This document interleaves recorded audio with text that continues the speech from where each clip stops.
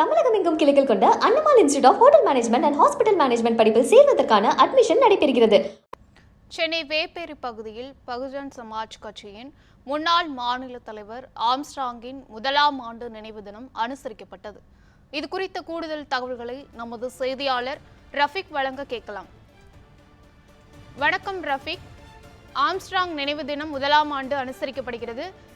இது பற்றிய கூடுதல் விவரங்களை நீங்க வழங்கலாம். நன்றி கிருஷ்ணன். சென்னை வேப்பேரி பகுதியில் பாதிக்க எதிர்ப்பு நாளான ஜூலை 5ஆம் தேதியான இன்று முன்னாள் மாநில தலைவர் ஆம்ஸ்ட்ராங் அவர்களின் முதலாம் ஆண்டு நினைவு நாள் முன்னிட்டு பிஎஸ்பி பகுஜன் சமாஜ் கட்சியின் தமிழக மாநில தலைவர் பி ஆனந்த் அவர்களின் தலைமையில் நிகழ்ச்சி நடைபெற்றது. மேலும் 8 அடி உயரமுள்ள ஆம்ஸ்ட்ராங் உருவ சிலை தமிழக மாநில தலைவர் ஆனந்த் அவர்கள் திறந்து வைத்தார். இந்தியாவை ஆழ்வது இறுதியில் லட்சியம் சமத்துவ தலைவர் ஆம்ஸ்ட்ராங் பேசும் எழுத்து நூலினை வெளியிட்டார். மேலும் ஆம்ஸ்ட்ராங் அவர்களின் பெயரில் புதிய சட்டக்கல்லூரியை துவக்க அறிவித்துள்ளார். மேலும் பகுஜன் சமாஜ் கட்சியின் பெயரில் சமூக வலைதளத்தை துவக்க உள்ளார். மேலும் தற்போது இந்நிகழ்ச்சியில் சிறப்பு அழைப்பாளராக தேசிய ஒருங்கிணைப்பாளர் முன்னாள் நாடாளுமன்ற உறுப்பினர் ராஜாராம் மற்றும் முன்னாள் IAS அதிகாரியான சிவகாமி அவர்களும் கலந்து கொண்டனர். மேலும் மாநில பொதுச் செயலாளர் ஆம்ஸ்ட்ராங், மாநில பொதுச் செயலாளர் பெரியார் அன்பன், மாநில பொதுச் செயலாளர் ஜே ஜெய்சங்கர், மாநில துணைத் தலைவர் இளமான் சேகர், மாநில செயலாளர்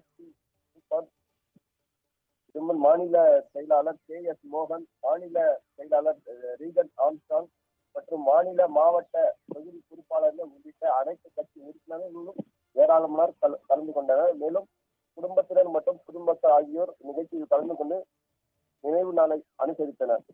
2 நிமிடம் மௌனம் இந்த நிகழ்வை ஏற்படுத்தும் நிலையில ஆம்ஸ்ட்ராங் அவருடைய நினைவு அஞ்சலி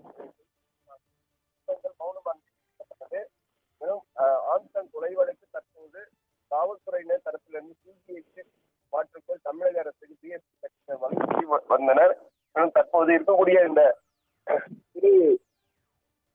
ஆம்ஸ்ட்ராங் நிகழ்ச்சியில் தற்போது இருக்கக்கூடிய அந்த ஏராளமான கூட்டம் தற்போது காணப்பட்டு வருகிறது. இந்த கூட்டத்தின் அடிப்படையில இருக்கக்கூடிய ஒவ்வொரு விஷயமும் பிஎஸ்பி பகுஜன் சமாஜ் கட்சியின் சார்பில் இருக்கக்கூடிய ஆம்ஸ்ட்ராங் கொலை வழக்கு ரீதியான சம்பந்தப்பட்ட இன்னும் ஒரு சிலருக்கும் பங்கு உண்டு என்பது குறித்து மேடையில் பேசியுள்ளார். அது சம்பந்தமாக தொடர்ச்சியாக வழக்கை சிபிஐக்கு உடனடியாக மாற்றப்பட வேண்டும். மேலும் மாயாவதி அவர்கள் தெரிவித்திருந்த இந்த வழக்கை உடனடியாக சிபிஐக்கு மாற்றப்படக்கூடிய அனைத்து வழிமுறைகளும் சட்ட ரீதியாக நடவடிக்கை மேற்கொண்டு ஆனந்த் அவர்கள் ஏற்படுத்த வருகிறார் என்பது தற்போது தெரிவித்துள்ளார்.